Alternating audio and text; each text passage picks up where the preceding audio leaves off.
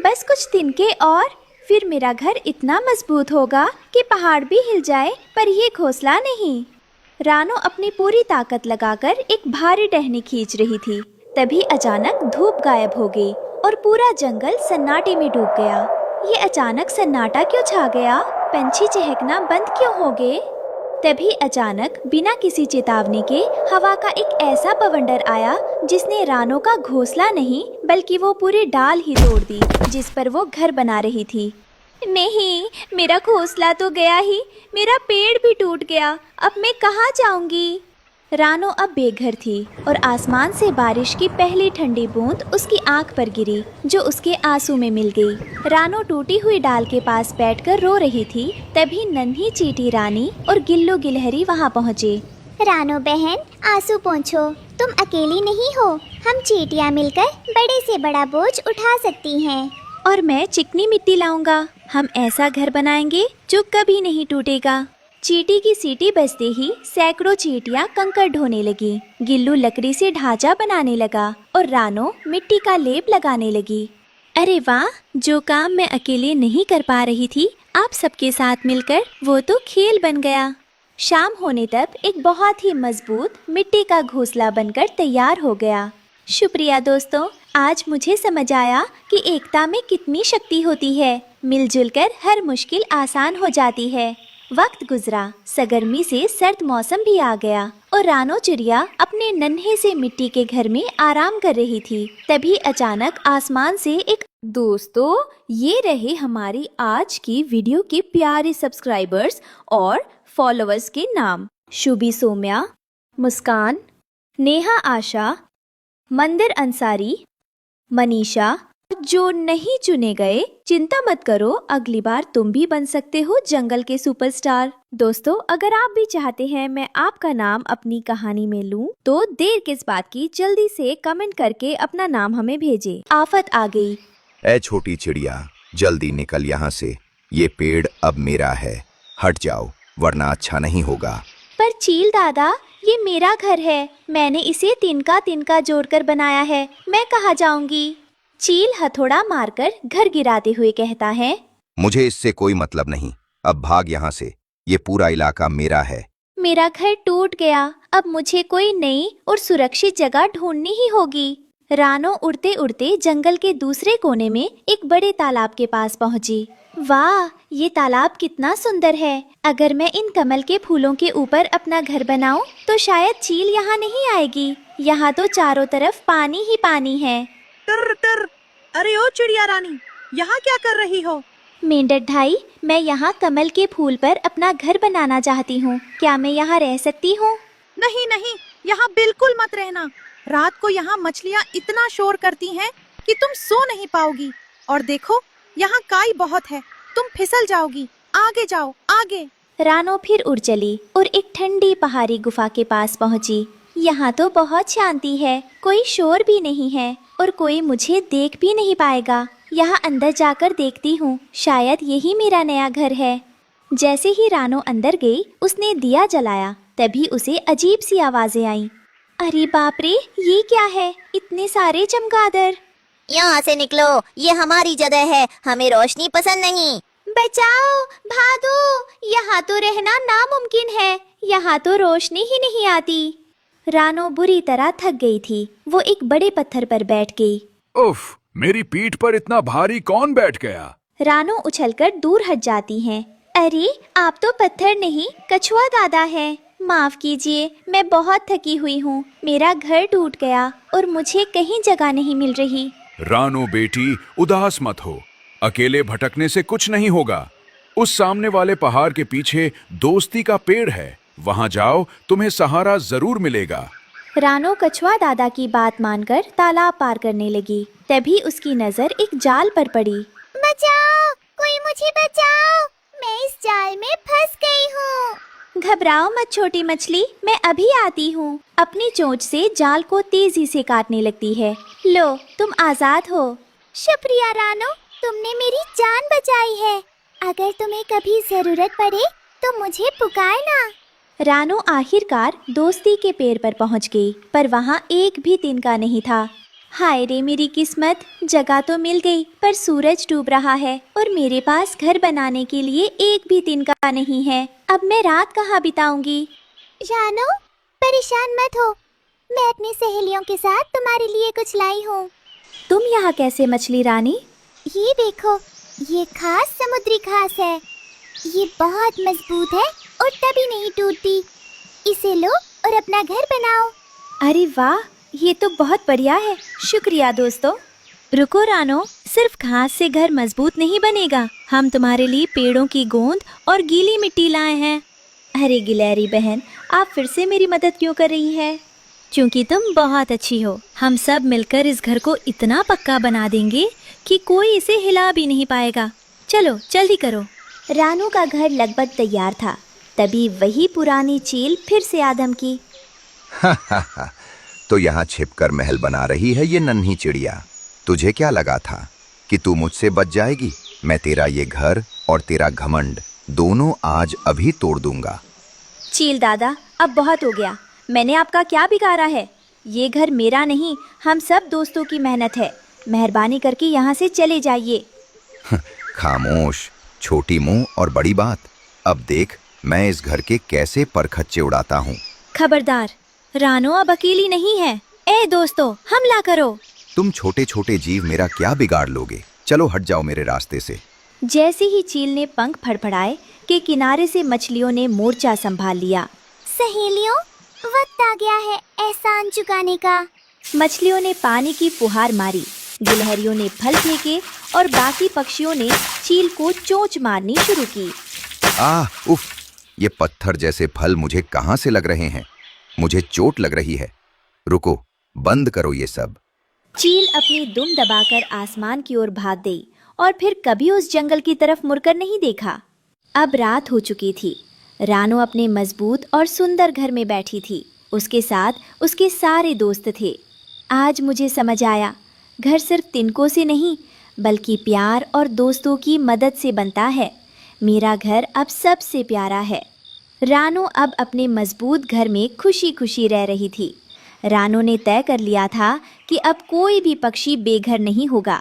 उसने बरगद के एक पुराने और मजबूत पेड़ के नीचे अपनी पाठशाला बनानी शुरू की। बस थोड़ा सा गोंद यहाँ और ये मजबूत कुर्सी यहाँ। बच्चों के लिए बैठने की जगह एकदम साफ होनी चाहिए। रानो, ये देखो, मैं तालाब के किनारे से सबसे चिपचिपी मिट्टी लाया हूँ। इससे स्कूल की दीवारें पत्थर जैसी मजबूत हो जाएंगी। बहुत अच्छे गिल्लू, देखो हमने मिलकर कितनी जल्दी स्कूल का ढांचा तैयार कर लिया। अब यहाँ जंगल के बच्चे निडर होकर हुनर सीखेंगे। देखते ही देखते लकड़ी, घास और मिट्टी से एक बहुत ही सुंदर और मजबूत नन्हा स्कूल बनकर तैयार हो गया। स्कूल तो बन गया था, पर अब रानो को बच्चों के माता पिता को इसके बारे में बताना था। रानो उड़कर सबसे पहले हरिया तोते के घर पहुंची। तोते भाई, राम राम। मैंने बच्चों के लिए एक स्कूल खोला है जहां मैं उन्हें तूफान से बचने वाले घर बनाना सिखाऊंगी। आप अपने नन्हे को कल से जरूर भेजना। अरे रानो बहन, ये घर बनाना तो बड़े पक्षियों का काम है। छोटे बच्चे ये सब सीख कर क्या करेंगे? उन्हें तो बस दाना चुगना आना चाहिए। नहीं भाई, अगर बच्चे बचपन से ही अपना घर मजबूत बनाना सीखेंगे तो कल को उन्हें हम बड़ों की तरह बेघर होकर रोना नहीं पड़ेगा।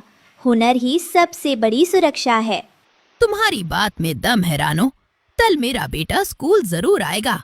रानो आगे बढ़ी और एक पुराने झोपड़ी पर बैठे कबूतर दादा के पास पहुंची। कबूतर दादा नमस्ते, मैंने एक स्कूल शुरू किया है, क्या आप अपने पोतों को भेजेंगे? रानो बेटिया, हम कबूतरों ने तो सदियों से तिनकों के ही घर बनाए हैं। अब ये नया तरीका सीखकर क्या होगा? दादा, मौसम बदल रहा है। तूफान अब पहले से ज्यादा खतरनाक होते हैं। अगर हमारे पास नया हुनर होगा तभी हम और हमारे बच्चे सुरक्षित रहेंगे। पुराने तिनकों में अब एकता और तकनीक का तड़का लगाना होगा। ठीक कहती हो। आज के जमाने के हिसाब से सीखना ही समझदारी है। मैं कल सुबह ही उन्हें भेज दूंगा। अगले दिन सुबह रानो के स्कूल में बहुत चहल पहल थी। तोते, चिड़िया और कबूतरों के बच्चे अपनी छोटी छोटी चोंच में तिनके दबाए वहां पहुंच चुके थे। वाह, आज से हमारा नया सफर शुरू होता है। याद रखना बच्चों, तिनकों को मिट्टी और गोंद के साथ जोड़ो, तभी तुम्हारा घर तूफान झेल पाएगा। रानो दीदी, आप तो बहुत अच्छी टीचर है। अब हमें तूफान से डर नहीं लगेगा। तभी अचानक आसमान से एक अजीब दिखने वाला रंग बिरंगा पक्षी लड़खड़ाते हुए नीचे गिरा। वो बहुत घायल लग रहा था। अरे ये कौन है? इसके पंख तो हमारे जंगल के पक्षियों जैसे बिल्कुल नहीं है। बच्चों पीछे हटो। रानो दीदी देखो, इसकी चोंच और इसके रंग कितने अलग है। क्या ये कोई जादुई पंछी है? Help! Please help me! I'm lost. ये क्या बोल रहा है? मुझे तो कुछ समझ नहीं आ रहा, पर इसकी आंखों में बहुत दर्द है। हमें इसकी मदद करनी होगी। My wing, it's broken. Very painful. दीदी ये क्या बोल रहा है? क्या इसे भूख लगी है? रानो और उसके छोटे छात्रों ने मिलकर जड़ी बूटियां इकट्ठी की और उस अजनबी के पंखों पर लगाई। डरो मत नन्हे दोस्त, तुम यहाँ सुरक्षित हो। हम तुम्हें कुछ नहीं होने देंगे। कुछ दिन बीते, तभी जंगल में फिर से वही डरावनी चीख गूंजी। सब पक्षी डर के मारे छिपने लगे। रानो दीदी भागो, वही दुष्ट चील वापस आ गई है। तुम सब स्कूल के अंदर जाओ, मैं देखती हूँ। रानो ने देखा कि चील हमला करने नहीं आई थी। वो जमीन पर पड़ी तड़प रही थी और बहुत कमजोर लग रही थी। रानो, मुझे माफ कर दो। मैं बहुत बीमार हूँ। प्यास के मारे मेरा गला सूख रहा है। चील दादा, आप इस हाल में? रानो के मन में पुरानी बातें याद आने लगी कि कैसे चील ने उसका घर तोड़ा था और उसे डराया था। रानो, इसकी मदद मत करना। ये ठीक होते ही फिर से हमें तंग करेगी। ये हमारी दुश्मन है।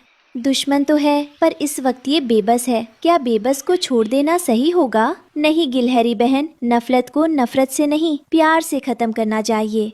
रानो अपनी चोंच में पानी भरकर लाई और चील के मुंह में डाला। उसने अजनबी पक्षी की बची हुई दवाइयाँ भी चील को दी। अजनबी पक्षी जो अब थोड़ा ठीक हो गया था, उसने अपनी थैली से कुछ खास बीज निकाले और चील को खिलाए। अजनबी पक्षी इशारों में बताता है कि ये ताकत देने वाले बीज है। शुक्रिया, तुम दोनों का बहुत शुक्रिया। कुछ घंटों बाद चील को थोड़ा बेहतर महसूस हुआ। वो शर्मिंदा होकर सिर झुकाए खड़ी थी। रानो, मैंने तुम्हारा घर उजाड़ा था, तुम्हें रुलाया था, फिर भी तुमने मेरी जान बचाई। मुझे अपनी ताकत पर घमंड था, पर तुम्हारी दया ने आज मेरा दिल जीत लिया। चील दादा, असली ताकत दूसरों को डराने में नहीं, उनकी मदद करने में है। आज से मैं वादा करता हूँ, मैं इस जंगल के किसी भी पक्षी को परेशान नहीं करूँगा। मैं तुम्हारे स्कूल की रखवाली करूँगा।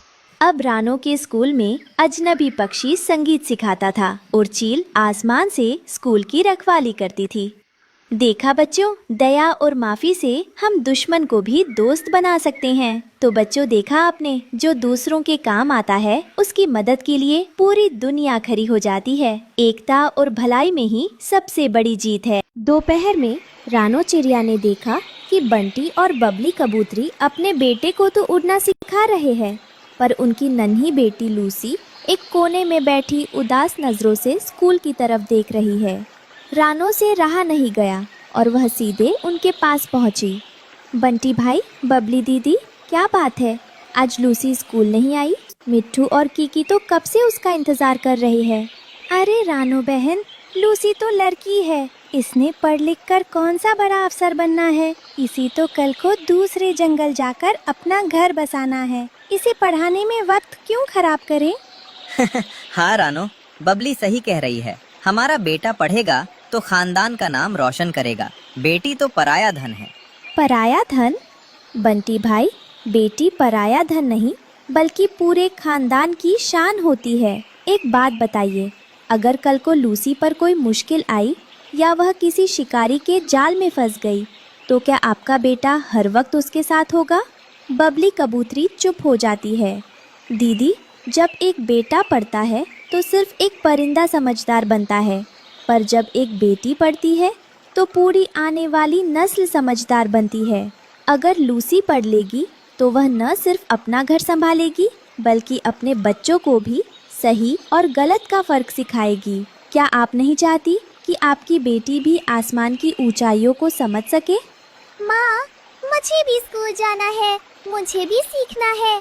कि बारिश से पहले घर कैसे मजबूत करते हैं।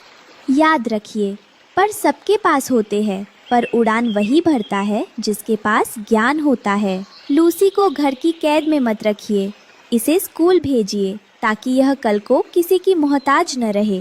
रानो की बातों में ऐसी सच्चाई थी कि बंटी और बबली का सिर शर्म से झुक गया। उन्हें एहसास हुआ कि बेटी को अनपढ़ रखना उसके पंख काटने जैसा है।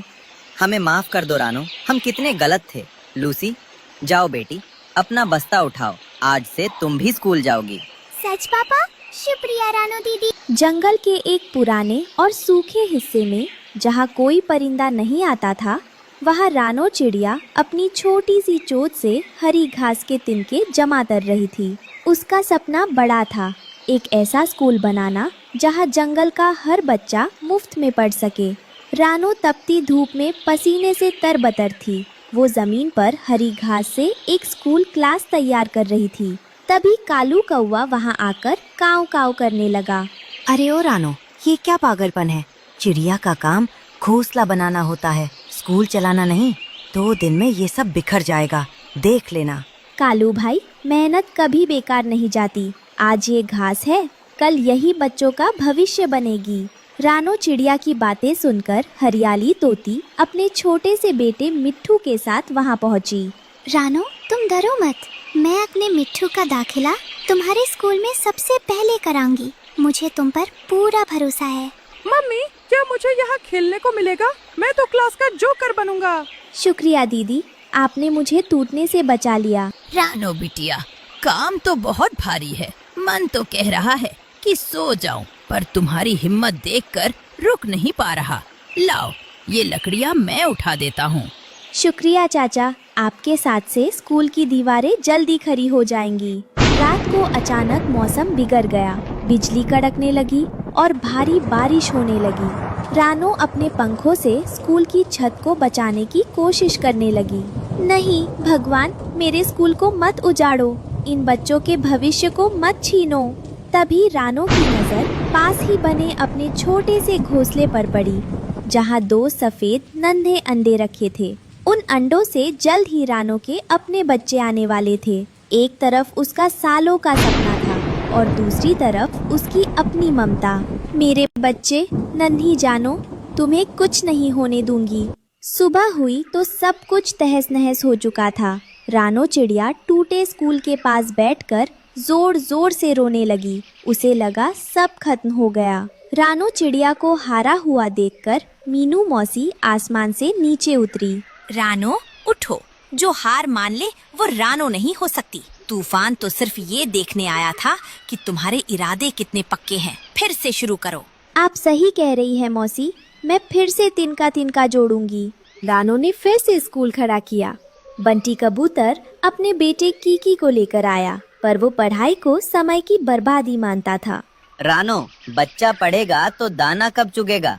क्या पढ़ाई से पेट भरता है? बंटी भाई, पंख उड़ने के लिए होते हैं, पर ज्ञान ये सिखाता है कि किस दिशा में उड़ना है। अगर कीकी पढ़ेगा तो वो सूखे जंगल में भी पानी और दाना ढूंढ लेगा। पढ़ाई पेट नहीं भरती, पर पेट भरने का सही रास्ता दिखाती है। पापा, मुझे भी समझदार बनना है। बंटी सोच में पड़ गया और पहली बार पढ़ाई की अहमियत समझी। जंगल के बीचों बीच बहती एक शीतल नदी का किनारा, जहां अक्सर दोपहर के वक्त जंगल की सभी चिड़िया पानी पीने और अपनी थकान मिटाने आती है। आज यहाँ बबली कबूतरी अपनी गपशप की महफिल जमाए बैठी थी। अरे बहनों, सुना तुमने? रानो अब उन छोटी बच्चियों को भी स्कूल बुला रही है। अरे भाई, उन्हें पढ़ाकर क्या होगा? आखिर उन्हें भी तो कल हमारी तरह घोंसला ही संभालना है और दाना ही चुगना है। क्यों बेकार में बच्चों को थका रही है? तभी रानो चिड़िया वहाँ मटका भरने आती है और बबली की बात सुनकर वहीं रुक जाती है। बबली दीदी, घोंसला संभालना कोई छोटी बात नहीं है, पर घोंसले को सुरक्षित रखना बड़ी बात है।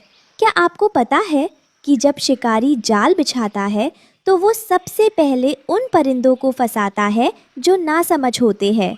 मतलब? दीदी, जब एक बेटा पढ़ता है तो सिर्फ एक व्यक्ति शिक्षित होता है, पर जब एक माँ पढ़ती है तो पूरा खानदान पढ़ता है।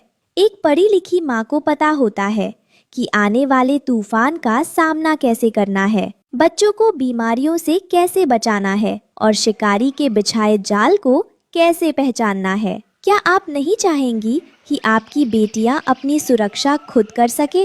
रानो की बात सुनकर वहाँ पानी पी रही सभी चिड़िया रुक गई।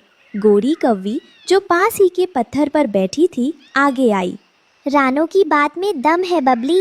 हम सिर्फ घर संभालने के लिए नहीं बनी, हमें अपने बच्चों का ढाल भी बनना है। रानो, आज से सिर्फ बच्चियां ही नहीं, दोपहर के वक्त जब घर के काम खत्म हो जाएंगे तो मैं और जंगल की बाकी औरतें भी तुम्हारे पास सीखने आएंगी।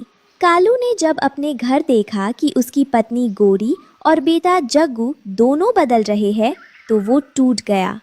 कालू, अगर तुम पढ़े होते तो तुम्हें पता होता कि दूसरों को गिरा कर नहीं, साथ लेकर बढ़ा जाता है। देखो, पढ़ाई ने हमारे जग्गू को कितना सलीका सिखा दिया है। मुझे माफ कर दो, मुझे लगता था कि ताकत सिर्फ चोंच और पंजों में होती है, पर आज समझ आया कि असली ताकत दिमाग में होती है। स्कूल सज चुका था। आज सिर्फ बच्चे नहीं बल्कि जंगल की सभी फीमेल बर्ड्स और वे पिता भी आए थे जो पहले विरोध कर रहे थे। शिक्षा वो चाबी है जो हर दर का ताला खोल देती है। चाहे बेटा हो या बेटी, बच्चा हो या बड़ा, ज्ञान पर सबका हक है। जो माँ बाप अपने बच्चों को स्कूल भेज रहे हैं वो उन्हें पंख नहीं, पूरा आसमान दे रहे हैं। रानो, मुझे भी पढ़ना है। मैं अब सिर्फ बातें नहीं, अच्छी बातें फैलाना चाहती हूँ। मम्मी भी पढ़ेगी, पापा भी पढ़ेंगे। हमारी उड़ान सबसे महान। रानो चिड़िया के उस हरी घास वाले स्कूल ने जंगल की तस्वीर बदल दी। रानो चिड़िया के घोंसले में रखे वे 2 अंडे भी अब फूट चुके थे। स्वागत है नन्हे फरिश्तों, तुम्हारी माँ ने तुम्हारे लिए एक ऐसी दुनिया बनाई है जहाँ तुम्हें किसी का गुलाम नहीं बनना पड़ेगा। तभी पूरा जंगल रानो के घोंसले के पास इकट्ठा हो गया। हर कोई नए मेहमानों के लिए कुछ न कुछ उपहार लेकर आया था। रानो, बहुत बहुत बधाई हो। देखो, ये फूल तुम्हारे बच्चों के लिए। क्या नाम रखा है तुमने इनका? इस नन्ही चिड़िया का नाम है गुड़िया और इस छोटे बेटे का नाम है कुकू।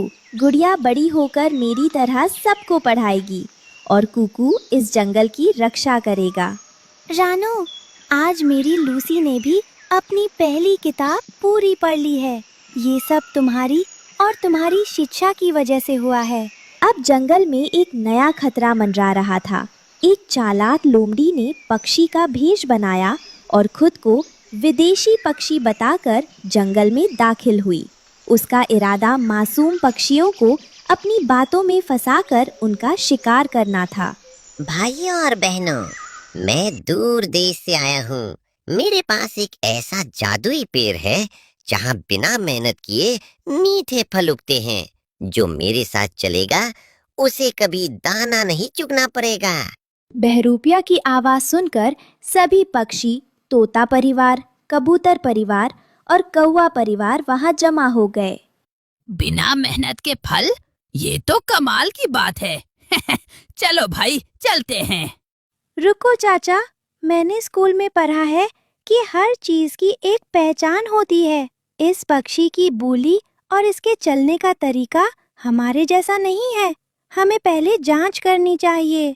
बहरूपिया सबको एक गुफा की तरफ ले जाने लगा।